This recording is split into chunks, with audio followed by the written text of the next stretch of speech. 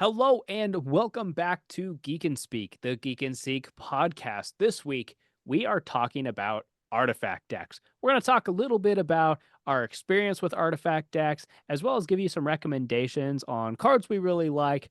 If you are wanting to build your own artifact commander deck, and any other interesting synergies or things you should keep in mind if you're going to build one. Join with me today is Preston. Preston, how's it going, man? Pretty good. This seems like it'll be a interesting topic for us to cover, so should be a good episode. Heck yeah. And then we also have Jason with us. How's it going, Jason? Going pretty good. Um, Probably my strongest deck is an artifact deck. It's an artifact storm deck. So, I'm excited to talk about this, not necessarily from a competitive aspect, but as one of my favorite decks and probably the best deck that I have, fits right into this theme. So I think we're gonna have a good conversation today.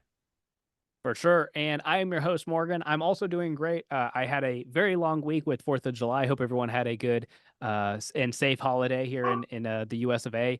But I'm excited to end the week with hanging out with my boys and talking about Magic. If you would like to support the show, you can do all the YouTube algorithm stuff, whether that be check out our other videos, hit like, be subscribed if you're not already, all that kind of stuff. And then if you want to go the extra mile, you can support us over at patreon.com/geekandseek YouTube. And friendly reminder, if you want to join our Discord, there is a link in the description of the video. Favorite comment from this last week was on last week's podcast episode.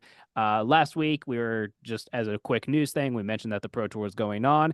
At the time of recording, the Pro Tour was still happening, but at the time it was released, it had already ended.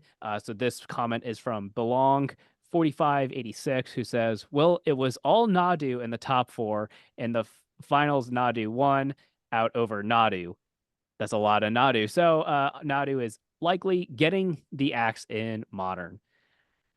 So, guys, for news this week on the podcast, let's talk about this stupid bird. All right.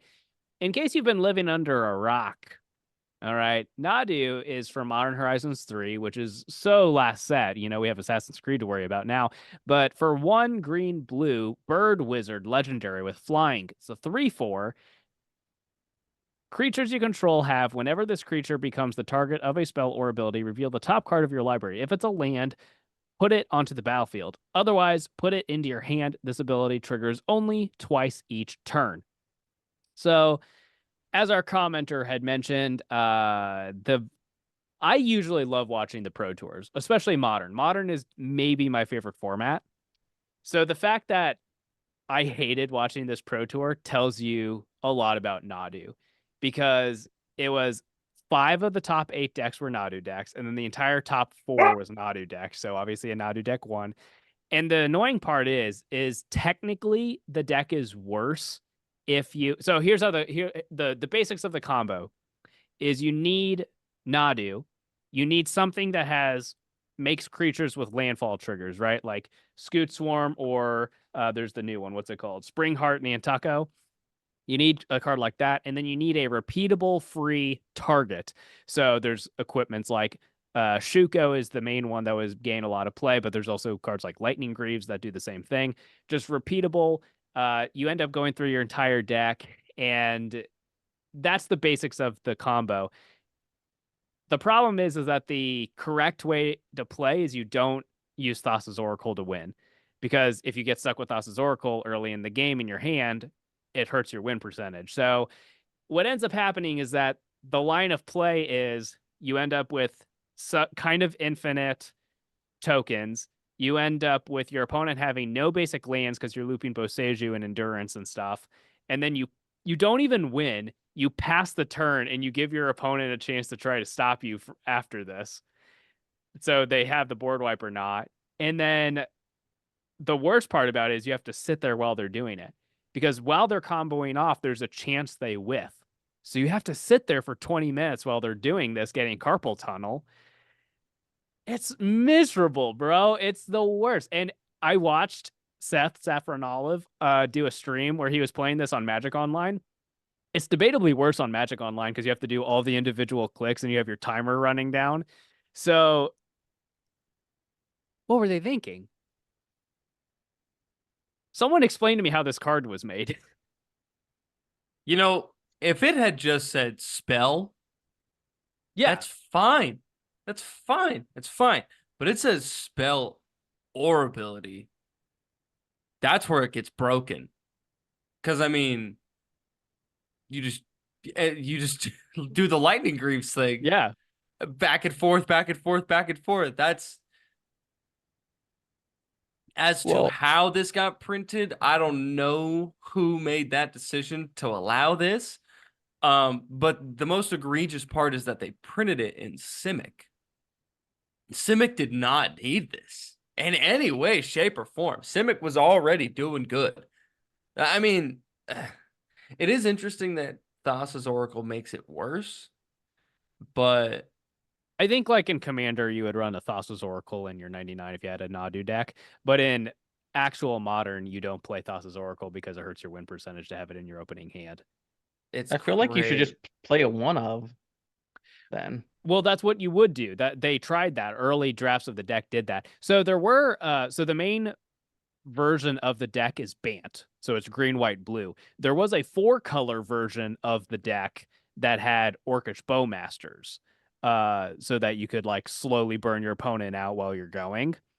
But that deck didn't that wasn't as good. That wasn't as good as the 3-color version. Um, I think the most egregious part of the bird is that there's so many ways that they could have nerfed it, right? Like it's only 3 mana. Maybe if it was this effect, but it was more mana, maybe it wouldn't be so bad. Why does it have that extra toughness? You know, one of the most famous sayings in Modern is bolt the bird. This is a bird that can't be bolted because of that extra toughness. Uh, and then like the targeting twice each turn for each creature is just a stupid line of text. Like just say once per turn. Why does it have to be twice? It makes it so hard to pay attention to. So there's so many ways that they could have nerfed this to make it more fair. And it's this. So I think the answer is they have to ban it in Modern. What do you guys think the likelihood is that they ban this sucker in Commander? Or do you think that's not going to happen?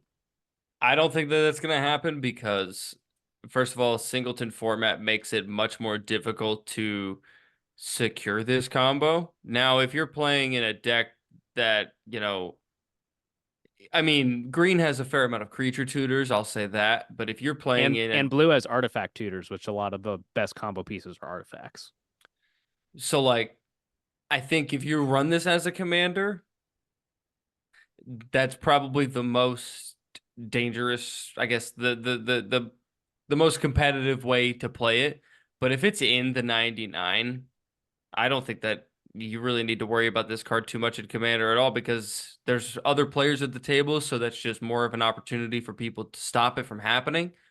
Um, but I also don't think that a deck like if you ran this as the commander, I don't think that Nadu decks would take over the CEDH meta. Like that just doesn't.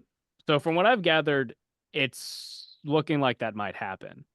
From what I've gathered, it is already a playable CEDH deck. Well, being playable is one thing, and I mean, if you're talking about, it's okay.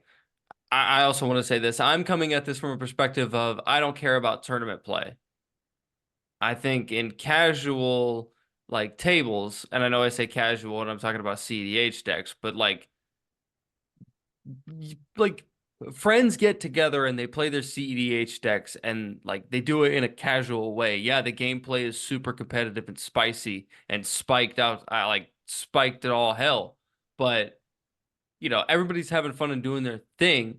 And I don't think that in CEDH circles, people just play the same decks over and over every single time that they meet up. So, I mean, I don't know. If you're talking about tournament play, that's, I guess, probably. But I don't know. I don't think in Commander for a format where you can only run one of these, I don't think it's a problem. Well, so I think the problem there is that it's a legendary, so it can sit in your command zone. But That's the worst part about it, but because it sits in your command zone, everyone else at the table is going to see it coming. And yeah, if they're worth their just team up on the salt, Nadu player. like yeah, if they are like any type of good at the game at all, like if they're just not brain dead, they're gonna know to stop this thing either when it comes out or before it comes out. Do what you got to do. Um, so So I wait, also yeah. What do you think, Preston? Do you think that there's a chance that they ban this in Commander, or do you think this is just going to be another annoying Simic Commander we have to deal with? Well, they're almost certainly not going to ban it because they never ban anything. But I would not be upset if it got banned. I feel like lately Wizards has actually been doing a pretty good job with most of their Simic commanders. So to see them print something like this is a little unfortunate. I feel like they were kind of on a good track there for a while, but this is miserable. Oh, you know what the worst Like, part about it it, is? It pays for its own commander tax in a way, because yeah, if someone casts it and you go to Swords to Plowshare it, it triggers the ability. yeah. So Jason was saying if Okay, this only said okay. spells, it wouldn't be as broken. It would still be broken. It just might not be format warping. yeah. It would still be a broken card. Let's make I don't that know. clear. I don't know if I would call it broken though, if it was like if it's targeted by spells, because I mean you still have to pay mana into spells to target it, and it's like, what are you targeting it with But then you would have to repeatedly? change what the ability is, right? Because the ability is going to either give you the mana to keep playing more spells, or it's going to draw you more cards to keep playing. So I You don't know know what? if it matters. You I know mean, what maybe. also? You know what also helped nerf this card? If that land came out of the battlefield tapped. Yeah, why is it coming untapped? There's It's no so messed reason up. for it to come in It's untapped. so messed up. That's just wrong, dude. That's just like you want With people to have a bad time. Like did someone in the development like did they trip and fall and land in like the most broken Simic Infinite combo that like they could think of? Like was you, this you just know an what happened? accident? They printed something that cost one, a green, and a blue. Every single time they do that, it's a problem. And then they gave it Historically, they flying. can't handle themselves when that cost comes up. They just need to Uro, ban themselves. Oko. Dude, Yeah. to me, flying was an afterthought. They gave Well, it's this because it's a thing bird. They gave this thing the ability. No, before they even designed it as a bird, before they designed it, like when they were putting this card together, they were like, you know, it's a 3/4 for 3, and it does this crazy wild thing. I just don't think it's strong enough. What can we do? Just give it flying. Sweet, perfect, excellent. We can make it a bird now. Dude, people I just don't people know how freaking Amonkhet fell when this dude was there. What was he doing? Oh, he's how did chilling. He's How big did Nicol chilling. Bolas take over with this guy? Spoiler People alert! Spoiler alert! Nadu was controlling Nicol Bolas the whole time. Oh, it makes checks sense for out. a Simic player. See, I think people know the band's coming. I'm looking at just a couple weeks ago, this card was saying at $30 and now it's at a comfortable 7. People know the band's coming. I don't know about in yeah. Commander, but it's coming. I wish I would have caught on to that when Hull Breacher was about to get banned. Ugh, I would have made so much money. I had like 5 Hull Breachers just from Well, pulling them. yeah. Well, we just figured we couldn't not talk about the boogeyman of the recent format. So we let us know what your thoughts are on that stupid freaking bird in the comments. You know what? With our timing, with our schedule, there's a chance that by the time you're seeing this video, it already got banned. So maybe it'll be a happy timing on that part. But let's get into our main topic and talk about artifact decks in Commander. We're going to talk about some pros and cons. We're going to talk about our experience with them. We're going to talk about the different subcategories of artifact decks. Should be a good time. Why don't we go ahead and go around in a circle? Tell the audience about the artifact decks that you've had in the past. Jason, why don't you start us off? So, as I kind of started with when we were doing the intro, my best deck that I have is an Artifact Storm deck. It's Joy Weatherlight Captain, and the whole idea is to just play as many cheap, low-cost artifacts as I can, build up my Storm count, and then I have a bunch of Storm cards that will like draw me a bunch of cards, mill my opponents for a bunch of cards, allow me to steal all my opponent's creatures for each time I've cast a spell. And then, the classic Etherflux Reservoir thing where I just gain a bunch of life from storming off and then beam people for 50. Uh, but there's other artifact stuff in that deck. Like, one of the ways that I kill people is I have a Blightsteel Colossus in there because I have ways to get Blightsteel out for very cheap or free. Other things like Firebrand Archer, where whenever I cast a non-creature spell, it deals 1 damage to any target or target opponent, something like that. So one of the things that I wanted to make sure that I was doing is drawing artifacts. I want to be able to have artifacts in my hand. That way I can just keep the engine going no matter what. Like dealing in cheap, low cost artifacts, that was the route that I took when I built my artifact deck. And then as far as other decks that I have that are artifact themed, Gimbal is pretty heavy artifact themed. That one's more in the token realm because I want to make a bunch of different artifact tokens that have, that are different kinds, so they have different names, so that the gremlins that I'm making at the end of my turn, just get a bunch of counters on them, make them really strong. But then, we've seen on this show, where I won with, I can't even think of the card's name. It's the overload blue card that turns all my non-creature artifacts into Rise and creature. Shine. Rise and Shine, yes. Um, so that one it's not as good as Joyra, but I have more fun playing that deck. Um, Other than that, I'm trying to think off the top of my head. I don't know that I have a ton of other artifact themed decks. But you really could do any deck you're trying to build and turn it into an artifact theme. There's just so much synergy in Commander, like geared towards artifacts. And it's kind of like they almost have to do that because, there's certain colors that don't get certain things that artifacts can provide to people. So putting in those extra synergies for the players that are building those types of decks where utilizing artifacts is going to help them catch up to the other players at the table who are playing the colors. Like, if you don't have blue and you need to get good card draw, maybe you play some artifacts to do that. Or if you're not playing green and you need ramp, you play some more artifacts to kind of get your mana going. Um, and so I think that the synergies that exist within artifacts kind of have to be there because of that. And since there's so many synergies, you could turn almost any deck that you want to build into an artifact theme. Yeah, it is very diverse. It's worth mentioning that according to EDH Rec, if you look at their themes tab, artifact decks are the most built kind of deck.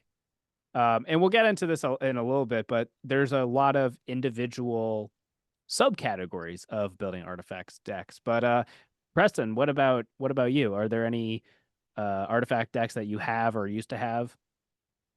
Yeah, so for me, I have one deck I used to have was the 2018 Simic Precon. That was an artifact deck. That was probably the first time I ever really played an artifact themed deck, and I had that for a couple years, maybe until about 2020, 2021 probably.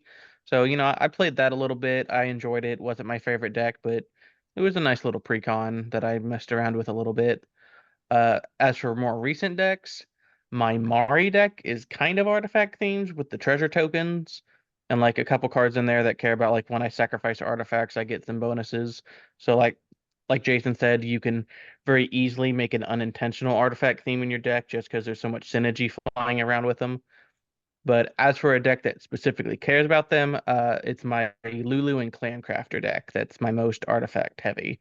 It cares about, playing the cheap artifacts, sacrificing them with Lulu and Clancrafter, making her bigger, making my other creatures bigger, and winning through combat damage with big +1/+1 countered creatures. So, those are my main artifact decks. I don't typically enjoy artifact as much as other people, so I won't have as much to include in this discussion, but I do really enjoy that deck, and I built that deck for around the $50. That was our budget deck week when I first built that, and it was pretty strong even back then. Like it could go toe to toe with our established playgroup decks for a while. I've upgraded it since then, but even now it's only a little about $140. It says on a MTG Goldfish, and it's still pretty strong. So yeah, It did much better than my $50 budget artifact deck that episode. Where I did Thopter Typal, yours did a lot better. Who'd have thunk?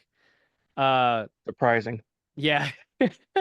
I should have mentioned this earlier, but a lot of the decks we have seen on the show.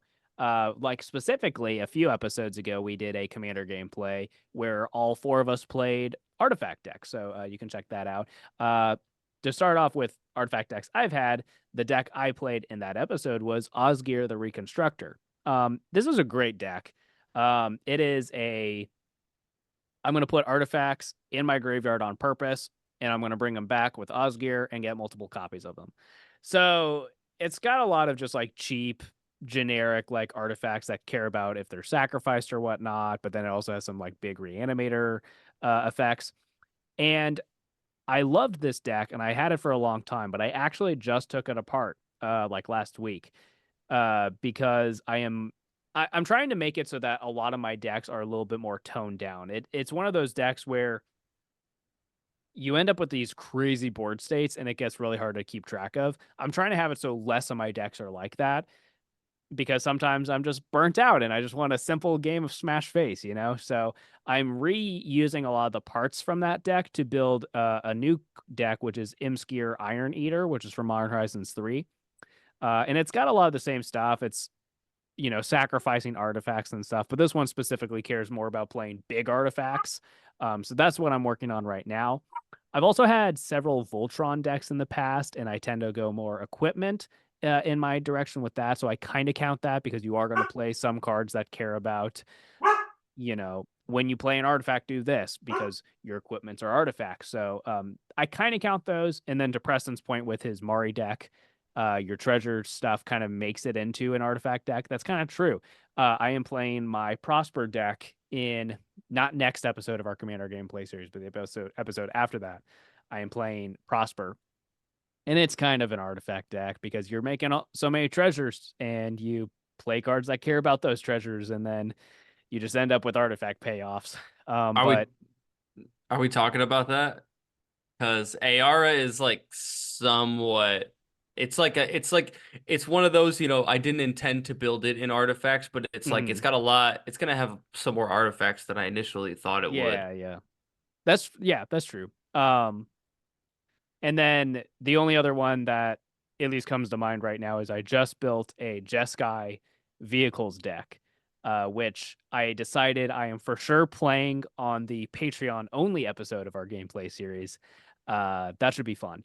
But I've always liked vehicles, but like even just in our description of the decks that we have had, we've already touched on so many different things. So even though artifact decks are like the most played archetype according to EDHREC, there's so much nuance and there's so many different variants of artifact decks.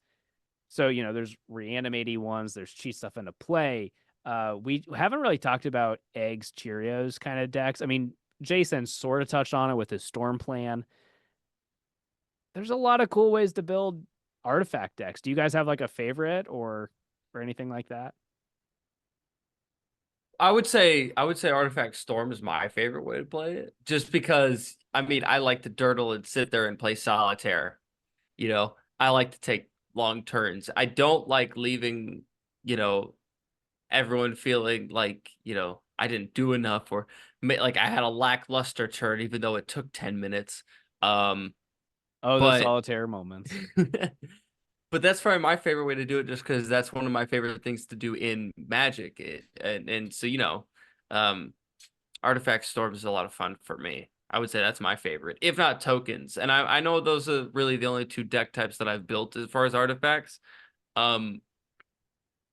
But that's what I have the most fun with. Like for Reanimator, I have Obeka. Obeka's kind of my Reanimator deck because I have a lot of cards in there that will pull stuff back from my graveyard or anybody else's graveyard.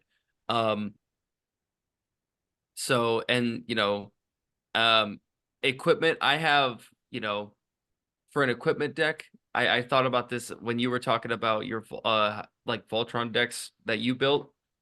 I do have Dog Meat, which is kind of Voltron, and there are a fair amount of like artifact equipments, but there's also like it's a lot There's of auras in there as well. Yeah. So I wouldn't necessarily consider that one to be an artifact deck, but there are some pretty good artifact equipments in there in that deck. But if I'm doing equipments or something like that, I'll probably play Dog Meat, and I probably wouldn't build like an artifact deck like around that. So that's what I would say is my favorite ways to build and play artifacts. Yeah, so for me, I did have a Traxos, deck where it was, what's it called? Voltron. Voltron, yeah, Voltron. So, a lot of artifacts in there. I like that deck, but it was a little janky. It never really worked out, so I don't really have it together anymore. So, of the decks I have in paper, my favorite artifact deck is my Lulu deck. I just really love that little cute elephant and her need for destruction. But overall, my actual favorite artifact deck is one I have online, MTGO. It's oh, who's the three color commander? Animar. It's Animar. Uh, Uh, so it, so it's Animar, and almost all of the creatures in it are colorless. So you play all those creatures for really cheap because there's a bunch of cheap colorless creatures. You make Animar big, and then all of your colorless creatures, you don't have to pay any mana for them anymore.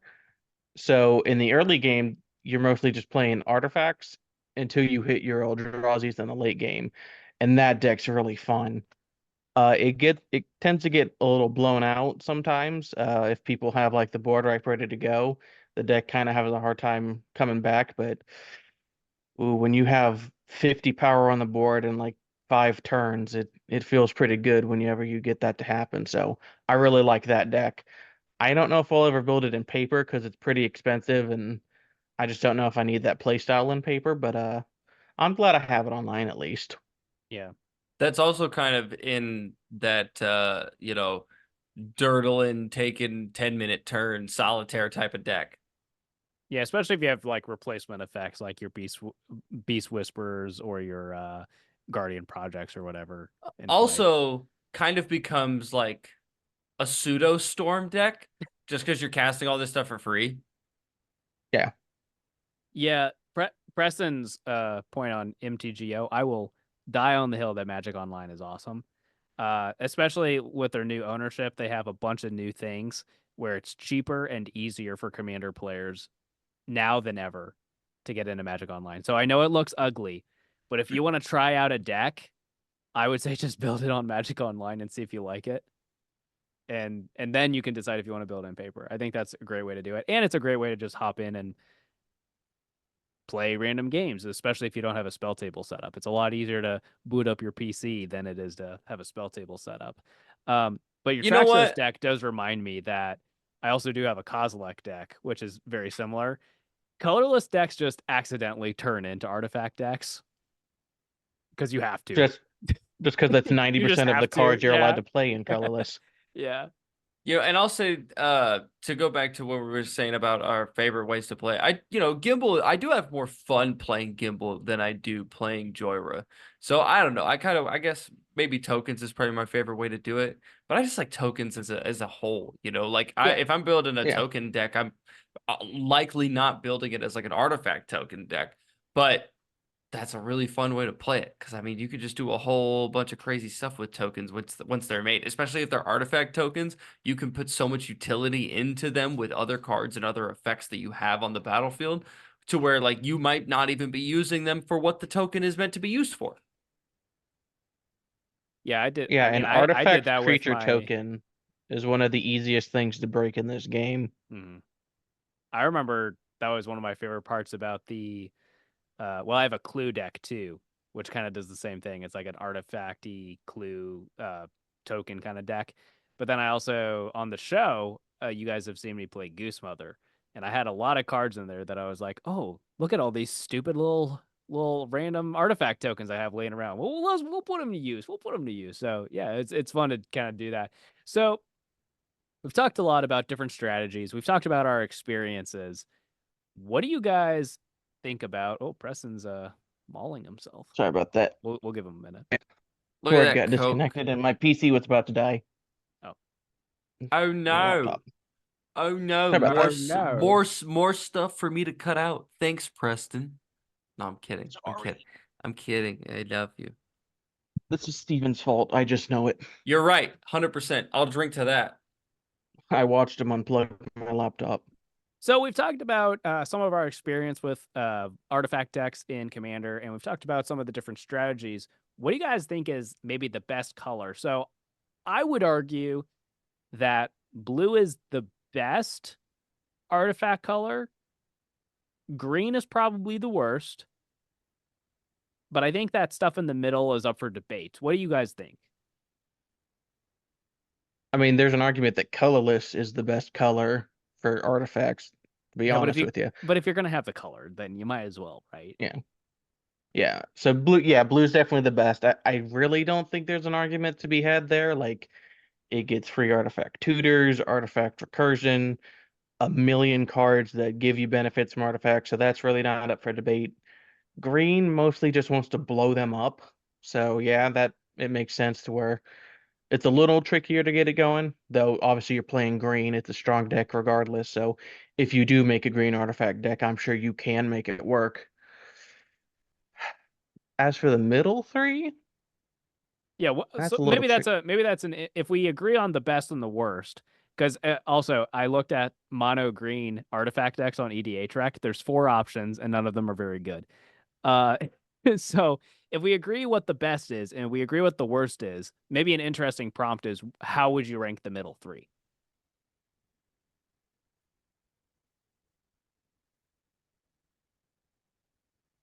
So I I think think black is more diverse than red or white, but it's probably weaker because red and white are both very good with specifically equipment. that's true. I think that makes those two better than black, but a little more like narrow in what they specifically want to do with artifacts.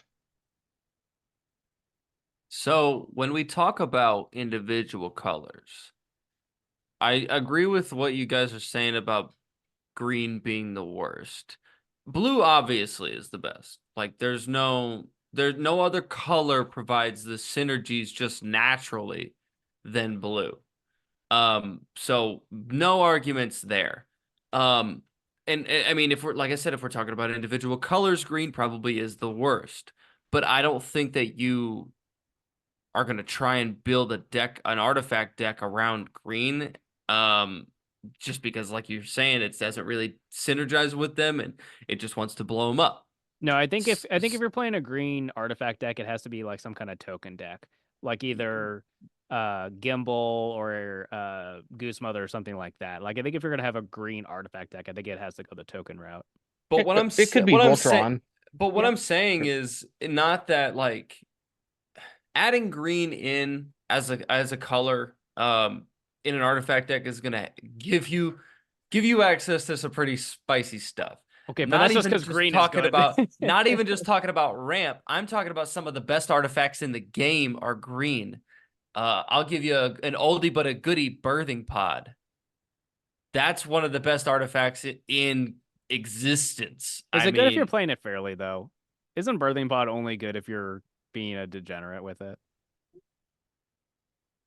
we're not just talking about being fair commander Okay. players. We're talking about the all-encompassing aspect of this color for an artifact themed deck. So I would, that's the first one that I come to. And then oh man, The Great I think Henge. there's a you stole my thunder, Preston. Stop it. Great. You, Yeah. I was trying to help you. I'm No, sorry. I was building it up because I was gonna be like, and then there's that one kind of good one. I don't know. Oh yeah, the Great Henge. Yeah, I was gonna I'm build sorry. up to that. I You didn't know it was a bit. stomped all over my bit and it hurt. Okay, but to be fair, all three of us do that 10 times an episode actually, so Fair, I actually just thought it fair, was just actually you fair. actually forgetting the name. But no, in all seriousness, the Great Henge, yeah, like one of the best Yeah, artifacts that's that's been fair. printed in the last 10 years. So I'll say that confidently, so So I adding green in agree. it for those aspects is gonna just make your deck so much stronger. Now, are you But both going of those to cards are build cards. Both of those cards are just cards you care about for your creature decks. You could just be playing like a big artifact creature deck. Like there's no reason that you couldn't build that.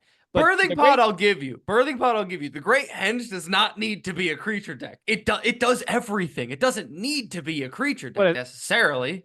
but you don't want to spend $70 on it unless it's a creature deck, right? Like if you're just playing it as a mana rock, you don't want to spend $70 on it or whatever the hell it costs now. My perspective is a little bit skewed because I rotate my cards, so it's like I'll spend the $70 on it one time and then play it in Right. 7 decks. So it's I didn't think about it like that, but that is a good point. So to get back to the main prompt was, I think between the three middle colors, I think I have to put red at second. So yeah, blue's first, and then I would put red second because red has a lot of cool weird things it can do. So I think blue is maybe the best artifact tutor color, but I would say red is the second best. But red does an interesting thing where red will let you put like tutor artifacts to your graveyard.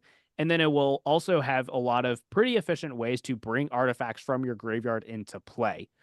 Like even if you just look at like a lot of them care about sacrificing, there's Bosch, there's Slow Bad, but Feldon is a really popular card, both as a commander and in the 99. A great way to bring back your artifacts for cheap. Well, he's just you can bring back a creature, but it comes back as an artifact. But red also has all of these cards that care about when you do play artifacts. So first off, there's Dockside Extortionist, which adds a ton of artifacts to the battlefield, right? There's Hellkite Tyrant, which is a win con. That's a dragon that says if you have 20 or more artifacts at your upkeep, you win.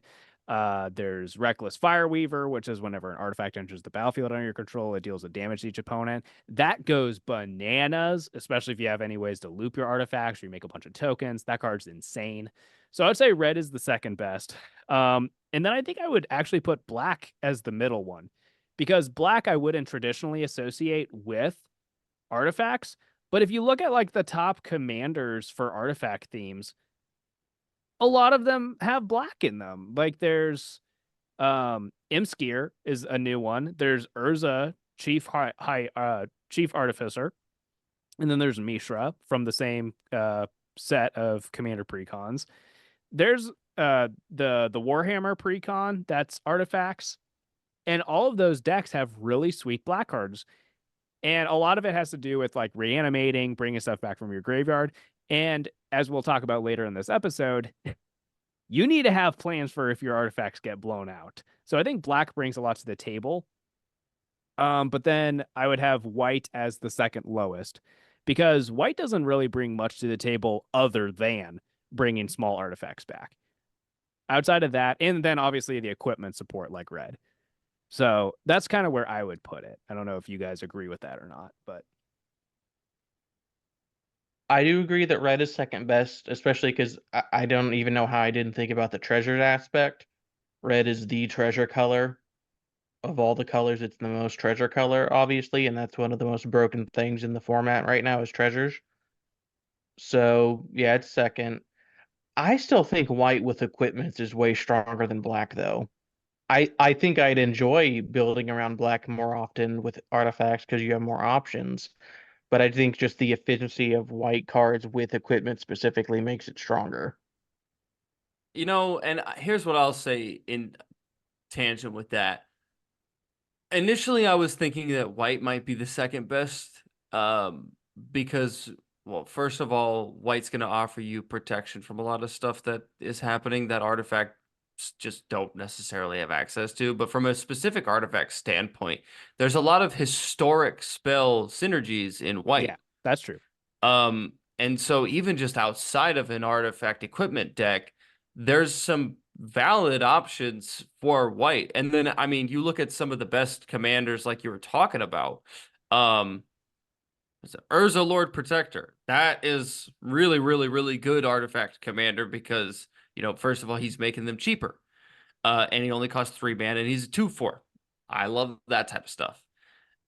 So I just think that maybe you're not giving white as much credit.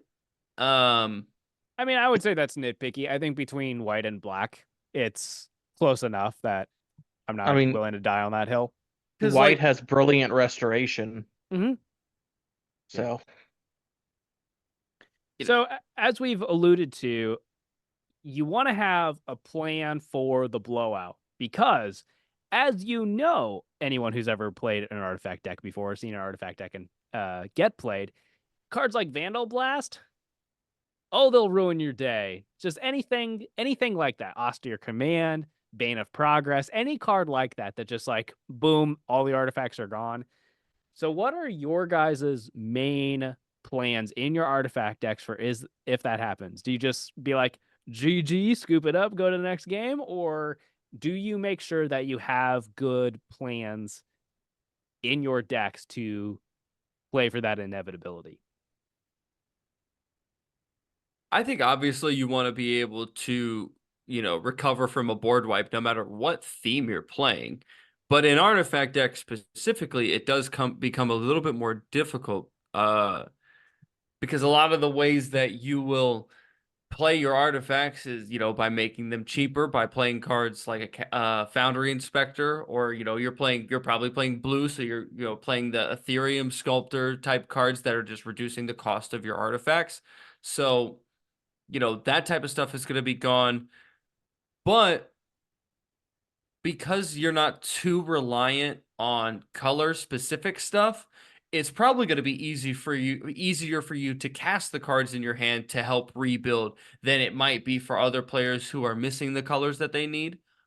Um, but you just want to make sure, like in any deck, that your curve is going to be right. You don't want to be stuck with, five drops in your hand after a board wipe and you have 8 mana to work with. That's not going to help you do much. So just making sure that your mana curve is right in an artifact deck. It's again, it's going to be color dependent. So, obviously, if you're playing black, you might have more of the reanimator type cards to pull some of your best artifact creatures back. If you're playing blue, which you probably are, you might be able to tutor up more artifacts from your deck. That's going to help you in the situation that you're in, or you're going to be able to draw stuff that's going to help you get into that. So it's definitely going to be color specific, but just making sure that your mana curve is right, because you can definitely get into a really high mana curve with artifact decks because there's just a lot of really good artifacts out there that cost a lot of mana. So keeping that in mind is, to me, like So having you would that say in, just be more efficient than your opponents. be more efficient in your, yeah. But it starts with like the deck building process. You want to make sure that as you're building an artifact deck, you're planning for those types of situations, which is something that you'll probably need to do more often than if you're building a deck that isn't artifact themed and you're building it with like another theme in mind, and you have these other colors that, have their own ways to help you rebuild from those types of situations. So for an artifact deck, I think the best thing that you can do is just make sure when you're building the deck, build it with an optimized curve. Yeah, I think that's valid, especially when you consider the fact that if you have an artifact deck, you have your artifact payoffs, you have your commander in the command zone, so even if it gets blown up, because a lot of the artifact commanders aren't artifacts themselves, so they might not even get blown out in those situations. Your deck is at least 50% artifacts, maybe more. So it's likely that if you're just efficient, that like you might just be able to crawl back. Preston, you had mentioned Brilliant Restoration. Do you want to talk to us about that card a little bit? Yeah, so like I do have that card in my Lulu deck. It's a really good thing to get my artifacts back. So, if someone board wipes, you just get them all back on your turn. You doesn't even set you back, especially because like you said, Lulu's not an artifact, so it's not like I have to replay her, so she's still ready to go. And with my Lulu deck, I really don't typically care about artifact board wipes because I'm just using my artifacts as sacrifice fodder for the most part. Like, you know, there's a couple artifacts in there that I like keeping around over long periods of time, but for the most part, a lot of those are like, if you blow them up, you know, you get rid of my sacrifice stuff, but I probably have more in hand, so it's usually not a big deal for me. And it's kind of similar for my other decks, I don't really care about my artifact creatures as much in my Animar deck. Once they're on the battlefield, they've served their purpose of getting cast and making her cheaper. So I don't really care as much about them getting blown up. My win con is either Animar or the Eldrazi, so those are typically safe from the artifact destruction. So again, I don't play as many artifact decks, so uh, what you should do in case of that is kind of hard for me to say. But like Jason said, just try to be efficient with your deck building. Make sure you're not going too high end, which is easy to do because there's so many cool big artifacts. But as long as you're smart, I don't think it's usually that big of an issue. Especially if you're playing in white and you are going with Jason's plan of being efficient. Playing in white does mean that you can play like your Sun Tysons and stuff too to get your stuff back, which is really nice. And it also means if someone plays something even worse than a Vandal Blast, like a Farewell, that also means that you could potentially like T-Pro or something, save your board. So there is that in mind. Similarly to Brilliant Restoration, I put Wake the Past. This is more restrictive with colors because it's Boros. But this is for 5 red whites. It's a sorcery that says return all artifact creatures, all artifact cards from your graveyard to the battlefield. They gain haste, which is really good if a lot of those are creatures, because that means not only did you just rebuild, but it also means that you can swing out, get some damage in, which is good. I like anything that's aggro, anything that's going to help close out the game. So I like running at least 1 or 2 of these cards in my artifact decks if I can find one that fits the colors. Brilliant Restoration is awesome, by the way. It's really hard to cast because it's so many specific white pips, but my favorite deck in Standard right now is a Brilliant Restoration deck. It's not very good, but it's my favorite deck to play. I'm probably going to make a video for it before it rotates out. But I think along those same lines, is making sure that we've talked about many a times on the show that any kind of board wipe that you can play that's going to hurt your opponents more than it hurts you, anytime you can play those kind of board wipes, do those instead. So, right, this doesn't necessarily apply if someone else is casting the Vandal Blast, if someone else plays the Bane of Progress or whatever to blow up your stuff. But if you need to do some kind of set resetting on the board, your reset button should hurt you less. So there's cards like Organic Extinction, or there's Their Name is Death. And these are board wipes that are going to not hit artifact creatures. Assuming that most of your creatures are artifacts, that means that you're going to come out way better than your opponent. So if you have the opportunity to play these, if you're in the right colors for them, do it. That's just true for these one-sided board wipes in general.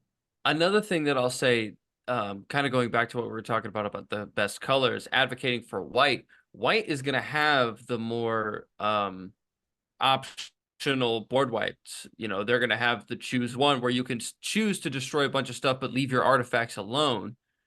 So that's another thing to think about. Since you brought up Farewell specifically, you could choose everything except artifacts, and then your artifacts are good if you're playing white. I know that the instance that you brought it up is somebody else plays a Farewell, and in order for you to save your stuff, you T-Pro, but like Farewell can be used to your advantage in an artifact deck. Not that it can't be used to your advantage in any other type of theme, but yeah. Yeah. Well, white, we've talked about before that white's the best utility color. So I think you could say that any theme that you could have white up there just because you're going to get the sick utility pieces and whatnot. So along these same lines is in your artifact decks, do you guys want to play artifact lands?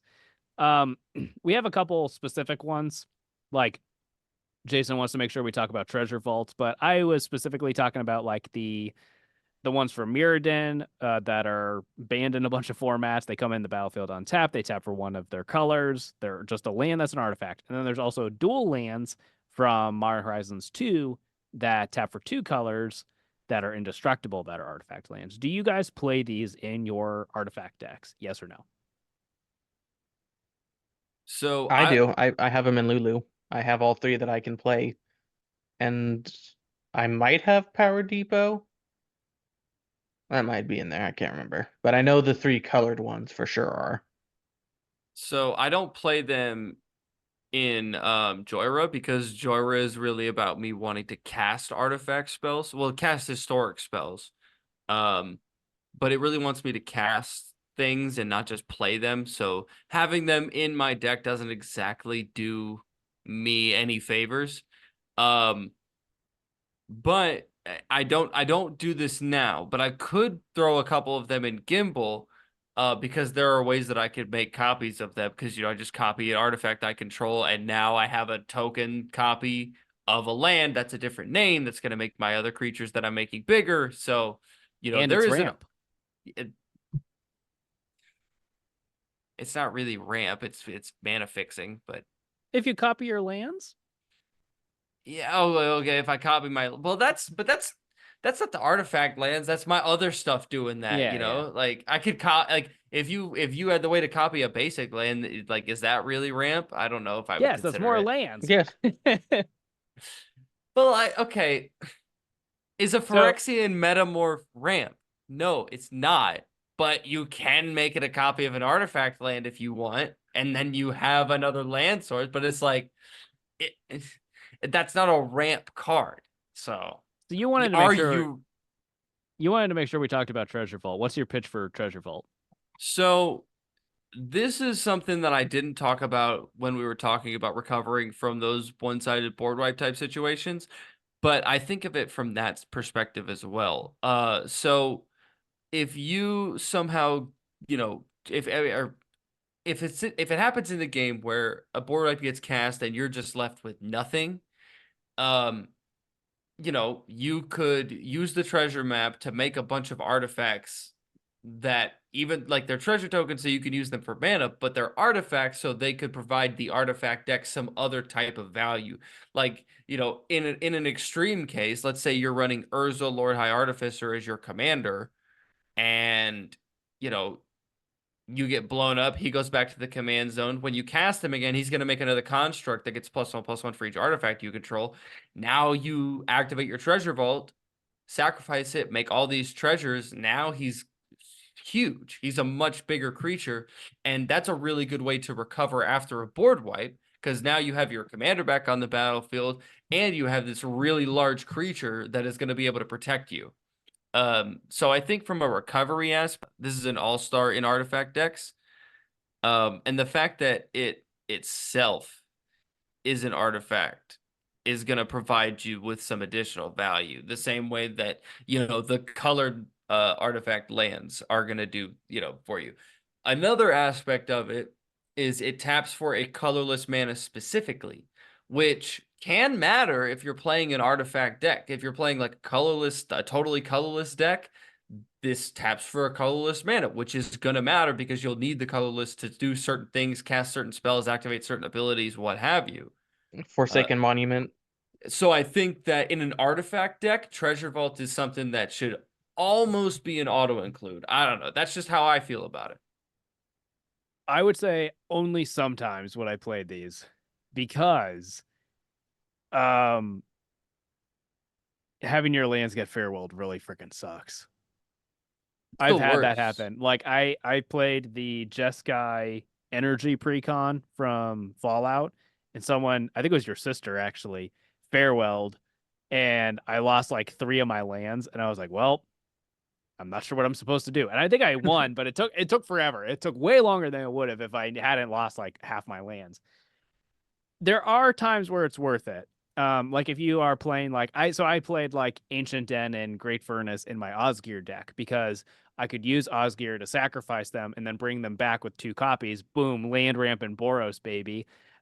So, you know, there's stuff like that, or if you just care about having like a mass of artifacts on the board, like if you're playing like, you know, the 3-color Urza, right? That you make all the Karnstruct tokens, right? That care about how many artifacts you have. If you just care about having like a mass number of artifacts, then they're fine. Um, but also, like Jason said, so much like even his Joyra, so much of it cares more about casting your artifacts. So many things check for casting your artifacts, or they check for a certain kind of artifact, whether it's your creatures or your non-creatures or your tokens. It checks for those things, and they don't really check lands. So I'm not saying never play these, because when they're good, well, man, they're freaking really good. But it hurts so bad to get farewelled, that I have to like make sure it's worth the risk. I don't know if Jason sold me on Treasure Vault to auto include in artifact decks, but I will say I'm going to put it in a couple of my graveyard decks because I kind of like the idea of like you play like Muldrotha or Crucible of Worlds, you know, stuff that lets you play your lands from your graveyard and just like you just like wait and you're like, oh, I don't need to use my mana. Sink all my mana in a treasure vault, make a bunch of treasures, and then next turn just play it again as my land and just keep looping it. And you just make like a bunch of treasures. That seems kind of awesome. So I might do that. I don't currently have it in Lulu, but I'll probably be adding it now that I think about it, because I have the other 4 artifact lands in there. So I might as well put that in there as well. I have not finalized my Imps gear list, but there's a good chance it ends up in there. It was in my Oz gear deck for a similar reason as what I had mentioned with like Ancient Den and stuff. So we are running a little bit long, but I want to make sure that we have time to do. If you are building a deck, what is one card that if you are in the right colors that you have to play, that you feel like you have to play, if you are building an artifact deck? I can start if you guys aren't sure yet. Well, like if we're talking auto includes, Yeah. I'm not going to say that it necessarily has to be in any one specific color because, the cards that I think of off the top of my head are artifacts that don't have colors. So it could really Colorless, go yeah. into any deck. The most stapley artifact card I can think of is Solemn. Put Solemn in your artifact deck no matter what. It's an artifact, it's a creature, it gives you it ramps you, it draws you a card. If you could loop it, now you can do some pretty weird things with it. So I would say like if I'm building an artifact deck, Solemn Simulacrum is 100% going to be in that deck. There's no shot I don't put it in. Dude, I still shove Solomon a lot of my decks, whether or not it's an artifact deck. It's 4 mana 2/2, so it's not an impressive body or anything, but it's going to give you a land. It's going to replace itself when it dies. There's so many decks that can loop it in one way, shape, or form, and then it just goes up in value in an artifact deck because it's also an art. I love Solemn. I love that guy. Yeah. So I would say Solemn is the auto include that I would put in. If I had to pick one auto include for an artifact deck, it would be Solemn. Yeah. What about you, Preston? Do you have a pick? To me, it's not a color specific one, it's more of a theme, but Academy Manufacturer is on there. If that fits into your theme at all, you have to run that card. Like Yeah. getting to make all three types of tokens when you're only supposed to be making one is never not broken. It never doesn't feel amazing to do that. Like whether you're playing the treasure deck, you're playing the food deck, playing the clue deck, it doesn't matter. Getting the other two options as well is just it's almost certainly going to make you win that game if you get it out fairly early with your deck if it's theme appropriate. Yeah, I agree. Every time I see that card, I shake my boots a little bit. It's going to add a lot of artifacts to the board. Especially if you have that transmutation font combo. Oh yeah, yeah. Oh, I remember that was one of your highlight cards from the OTJ episode, yes, because it combos with yes, Academy indeed. Manufacturer.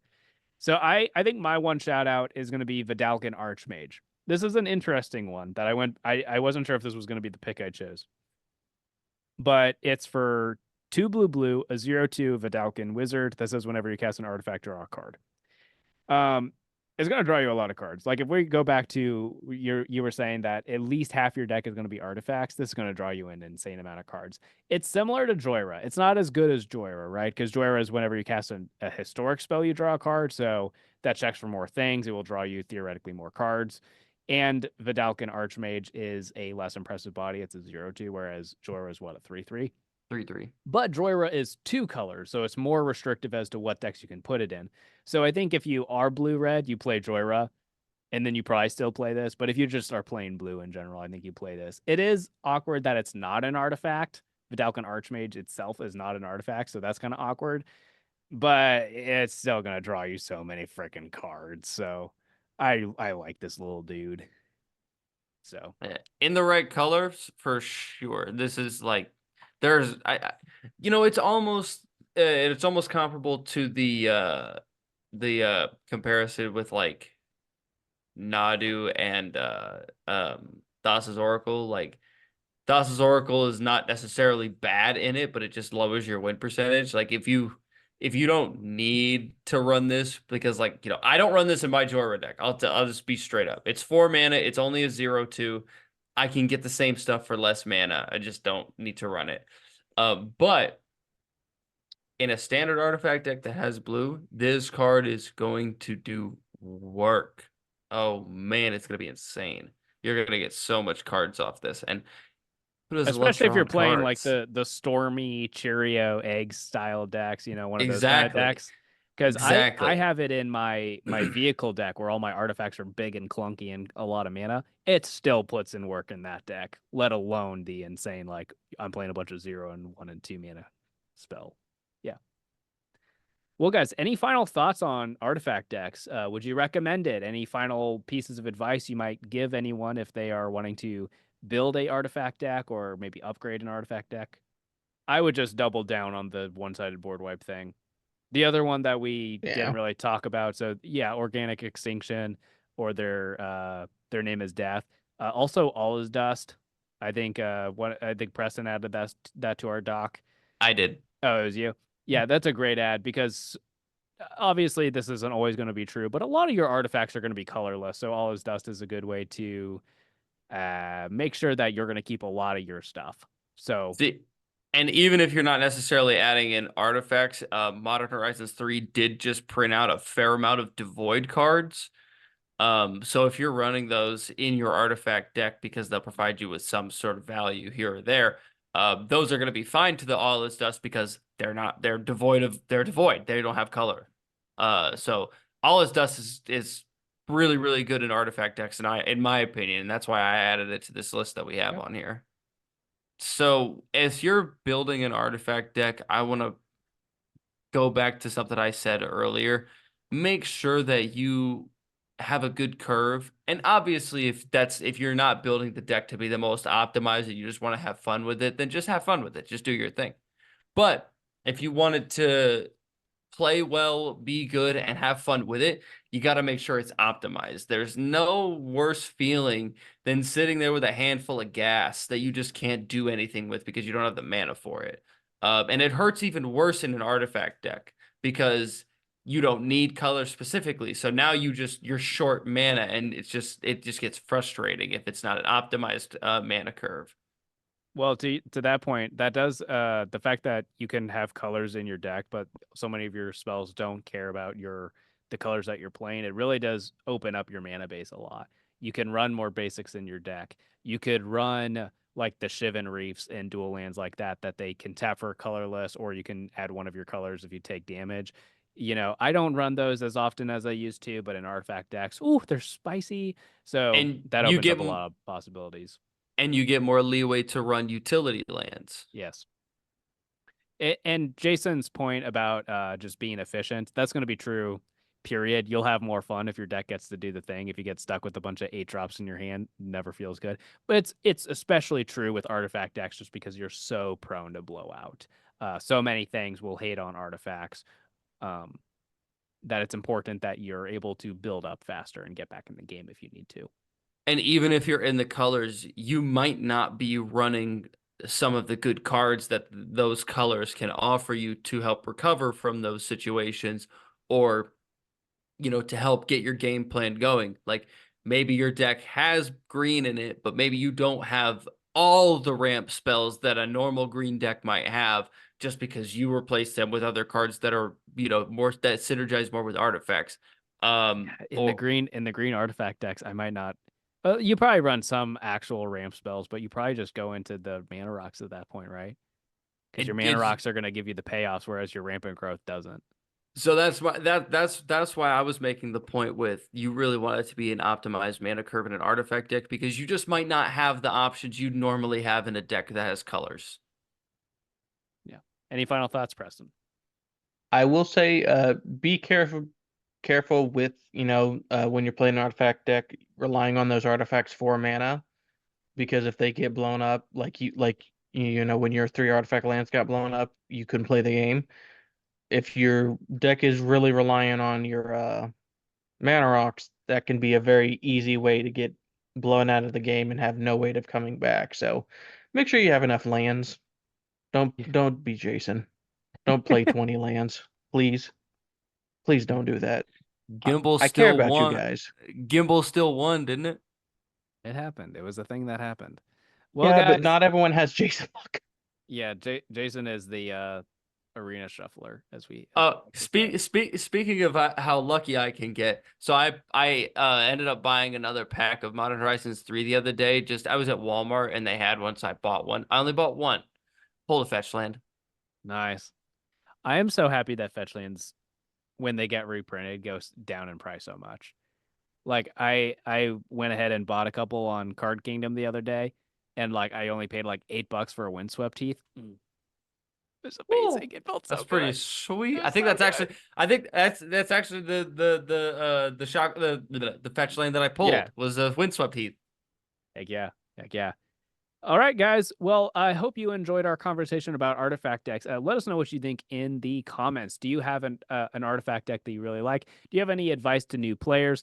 Anything like that? We'd love to keep the conversation going. We will be back next week with another topic. We don't know what we're talking about yet. We'll talk about that after we hit stop on the recording. But also, if there's any specific topics you would like us to hit, you can let us know that in the comments below. And we've done a few episodes like this now where we talk about certain archetypes and stuff. So we will probably be doing more of those. Let us know what we should do next. We'll see you guys next week. Bye.